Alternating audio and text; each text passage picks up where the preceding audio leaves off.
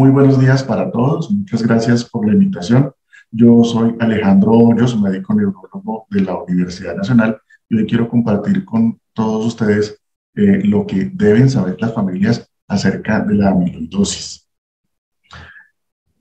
Algunos autores dicen que la amiloidosis no es una sola enfermedad, sino un conjunto de varias enfermedades, porque como lo vamos a ver más adelante, se puede manifestar en diferentes órganos y en diferentes sistemas.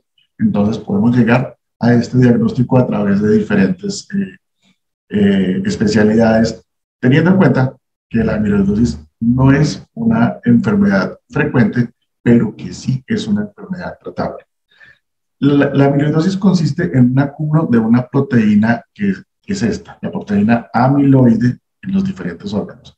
La proteína amiloide es una proteína anormal, no va a ser parte de las proteínas propias del cuerpo, pero se puede formar a partir del daño de una proteína normal, como es el caso de la proteína transtirretina. La transtirretina se puede fragmentar en 4 partes, 4 subunidades, y estas subunidades ya no funcionan y se empiezan a acumular en los tejidos en forma de depósitos de proteína amiloide. Este es un ejemplo de cuál es el origen de la enfermedad. Más adelante vamos a ver otros posibles orígenes de ella. Esta gráfica, aunque se ve un poco pequeña, ya la vamos a mirar de forma fraccionada, nos muestra los extensos compromisos de la amiloidosis. Entonces, fíjense que puede haber compromiso dermatológico, oftalmológico, neurológico, óseo, nervioso, muscular, por supuesto ya lo hemos comentado, de la piel, y uno de los más importantes también, del corazón. Esta es una de las razones por la que podemos llegar al diagnóstico por diferentes especialidades. Aquí viendo un poco más amplio el dibujo, entonces vemos en el cerebro y el sistema nervioso central en general podemos encontrar amiloidosis. Una de las manifestaciones neurológicas más frecuentes es la hemorragia cerebral. Hemorragias que no están relacionadas con crisis hipertensivas, y la localización va a ser diferente a la típica de las crisis hipertensivas. Otra forma de manifestación son las demencias. Hay varios tipos de demencias en las que se pueden acumular diferentes tipos de proteína amiloide, y esto empieza a deteriorar todo el tejido cerebral y empieza el deterioro cognitivo. Una de las formas más llamativas y que más rápidamente nos hace pensar en la amiloidosis es la púrpura periorbitaria, que es esas manifestaciones que parecen equimosis, moretones alrededor de los ojos. Realmente es por lesión de pequeños vasos. Puede haber compromiso ocular propiamente dicho. Otra manifestación bien importante es la macroglosia, que quiere decir lengua grande, lengua aumentada de tamaño. Esta gráfica no nos muestra claramente, pero otra de las características es que la lengua es grande y los bordes se ven un poco afilados, sin que haya pérdida de tejido muscular de la lengua propiamente. Otras manifestaciones, la claudicación maxilar, quiere decir que cuando uno está masticando, comiendo, se empieza a fatigar y a perder fuerza. La xerostomía, que quiere decir boca seca, disminución de la producción de saliva. Esto puede ir en conjunto con la inflamación de las glándulas salivares submandibulares. La glándula se inflama y al mismo tiempo deja de producir la misma cantidad de saliva. Otra manifestación es la disfagia, que quiere decir dificultad para pasar los alimentos. Nuevamente volvemos al sistema nervioso, pero ahora el sistema nervioso autónomo, donde podemos encontrar fallas en el control de la presión arterial. Una de las más frecuentes es la hipotensión ortostática. ¿Esto qué quiere decir? Que el paciente, cuando cambia de posición, puede estar sentado, se levanta, o acostado y se levanta, no hay un adecuado control de la presión arterial y esta se baja y el paciente se puede desmayar, puede sufrir un síncope. Otro compromiso puede ser dismotilidad gastrointestinal. El intestino, el sistema digestivo no trabaja adecuadamente, puede haber estreñimiento, puede haber diarrea frecuente. En el compromiso pulmonar puede haber disnea, que es la dificultad para respirar, puede haber tos y puede haber sensación de fatiga también. El compromiso cardíaco, que es uno de los más eh, importantes, digamos, por los que podemos llegar más frecuentemente al diagnóstico, se acumula la proteína amiloide en los tejidos que ayudan a conformar el corazón, no solamente el músculo, sino los tejidos que ayudan a sostener las estructuras, y podemos presentar estos tipos de manifestaciones. La falla cardíaca, puede haber arritmias por depósito de la proteína amiloide en el sistema de conducción eléctrica del corazón. El síncope que hemos mencionado hace un momento, la hipotensión que habíamos mencionado hace un momento, dolor torácico, puede haber manifestaciones del sistema hematológico por hipoesplenismo, que quiere decir disminución de la función del vaso. Eh, Otra manifestación también del sistema digestivo es el aumento del tamaño del hígado, esto se llama hepatomegalia, y puede haber incluso falla hepática. Cuando hay compromiso intestinal, nuevamente anorexia, pérdida de peso, dismotilidad gastrointestinal, mala absorción, y esto produce diarrea. No se absorben los nutrientes y empieza a producirse diarrea. Úlceras y, por supuesto, sangrados gastrointestinales. El compromiso renal, digamos, es relativamente frecuente también. Puede haber entonces pérdida de proteínas por la orina, se llama proteinuria, y falla renal, que puede llevar a un paciente a la diálisis. También es frecuente que en conjunto con alguna de estas manifestaciones tenga el paciente el síndrome del túnel del carpo, y casi siempre es un síndrome del túnel del carpo bilateral y severo. También en el sistema urinario puede haber fallas en la motilidad de la vejiga y el paciente empieza a presentar retención urinaria.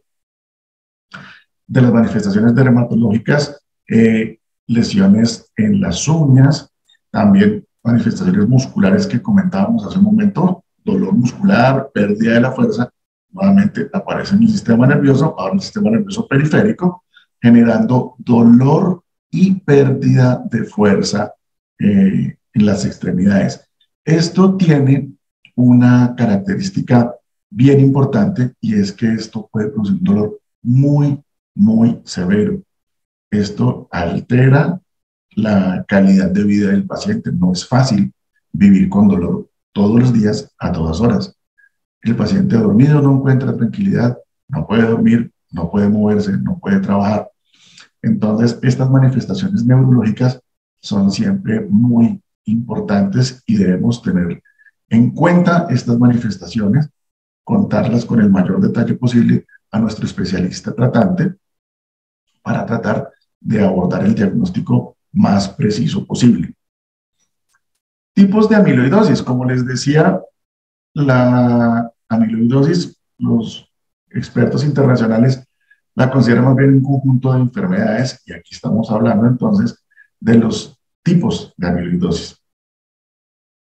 Se ha denominado amiloidosis tipo AL o amiloidosis primaria, que se genera a partir de cadenas ligeras de inmunoglobulinas. Las inmunoglobulinas tienen en general dos cadenas pesadas y dos cadenas ligeras, y son estas cadenas ligeras las que se empiezan a fragmentar y a depositarse en forma de material amiloide,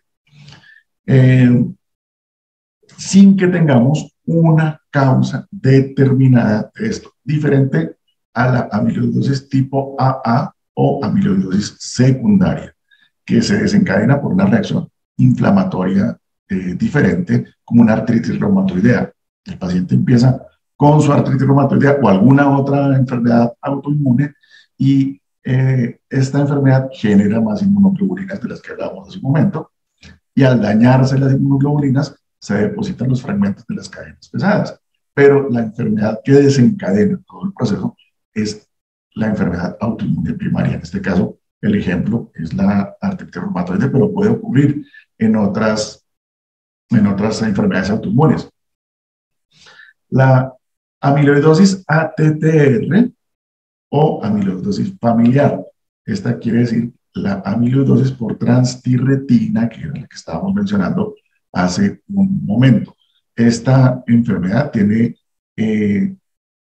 un origen claramente genético, son varios genes los que se han identificado, y esta tiene manifestaciones cardíacas y neurológicas. Por eso hago tanto énfasis en esta, porque es la que yo puedo ver con alguna frecuencia en mi consulta. Tiene, como les digo, un patrón hereditario y es importante que se le haga el diagnóstico, el tratamiento al paciente y más adelante se haga una consejería genética para la familia, que esta amiloidosis familiar, como insisto, tiene un claro patrón hereditario, los hijos se pueden ver afectados más adelante.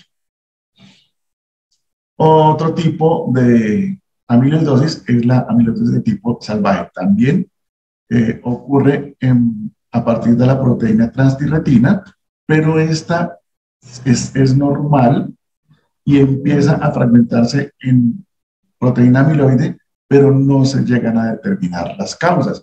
No está relacionado con un daño genético tan claramente definido como en la ATTR. En la amiloidosis de tipo localizado, solamente se presenta en un solo órgano, que digamos es una manifestación poco frecuente, un solo compromiso de un órgano, un solo sistema, eh, pero pues como les digo es importante el diagnóstico y enfoque y el tratamiento. Otro tipo de amiloidosis relacionada con la diálisis renal, pero esta por fortuna cada vez se hace menos frecuente, dado que las técnicas de diálisis para los pacientes con falla renal, las más modernas, ya tratan de evitar estas posibles complicaciones. ¿Y hay tratamiento? Sí, sí hay tratamiento. Los tratamientos lo que buscan es detener el crecimiento de los órganos que se están comprometiendo, como el corazón, el hígado, y pueden llegar a detener el progreso o el deterioro, sobre todo en las manifestaciones neurológicas dolorosas. La neuropatía por amiloidosis tiene tratamiento. Entonces, es importante tener en cuenta que esto sí vale la pena estudiarse, sí vale la pena ser tratado para mejorar la calidad y la expectativa de vida de los pacientes. ¿Qué otros tratamientos va a necesitar nuestro paciente? Por supuesto, dependiendo del órgano o del sistema que esté comprometido. En el caso del compromiso cardíaco, indiscutiblemente, si el paciente tiene una arritmia secundaria de la amiloidosis, debe recibir un medicamento antiarrítmico. Con frecuencia necesita un tratamiento anticoagulante para evitar la formación de trombos dentro del corazón, y estos trombos a su vez cuando se desplazan y salen del corazón pueden llegar a producir ataque cerebrovascular o pueden producir otros tipos de manifestaciones trombóticas. Los diuréticos para disminuir la carga de volumen que tiene que empujar el corazón y ayudar a que no se acumulen los líquidos, por ejemplo, como ocurre en las piernas o incluso en el pulmón, cuando la falla cardíaca es muy grave. Hay unas medicaciones específicas para el tratamiento de la amiloidosis. El inotersen y el patisiran impiden que se conforme la proteína amiloide. El inotersen particularmente tiene una gran ventaja que se puede utilizar en compromiso cardíaco y neuropático. Cuando tenemos los dos compromisos al mismo tiempo, resultaría probablemente el mejor medicamento para este tipo de amiloidosis. El tafamidis y el diflunisal estabilizan los restos de la proteína de la transtirretina para evitar que se forme la proteína amiloide. El inotersen, por ejemplo, lo que hace es ir un paso más adelante y disminuir más bien un poco la conformación de la transtirretina. Otros tratamientos mucho más avanzados, el trasplante de órganos, como hígado, corazón, riñón, Pero si nos ponemos a pensar, incluso la diálisis misma que mencionábamos, estos tratamientos son difíciles, estos tratamientos eh, también tienen un costo para el paciente y para la familia en cuanto a requerimiento de tratamientos inmunosupresores, inmunomoduladores, para evitar los rechazos de órganos y el deterioro también de la calidad de vida en este sentido. Y el trasplante autólogo de células madre, cuando hay un compromiso hematológico, el paciente se le deben extraer células madres, que son las células precursoras de la sangre, y se extraen y se conservan. Y el paciente se lleva a una quimioterapia un poco, por qué no decirlo, agresiva, para eliminar los restos de sus líneas sanguíneas que quedan en la médula ósea y luego se le reimplantan las células progenitoras para que ellas vuelvan a generar tejido sanguíneo. Eh, Esto es lo que llamamos entonces trasplante autólogo de células madre. Esto era básicamente lo que quería compartirles el día de hoy. Espero que el tema haya sido claro para todos y nos veremos en una próxima oportunidad. Muchas gracias.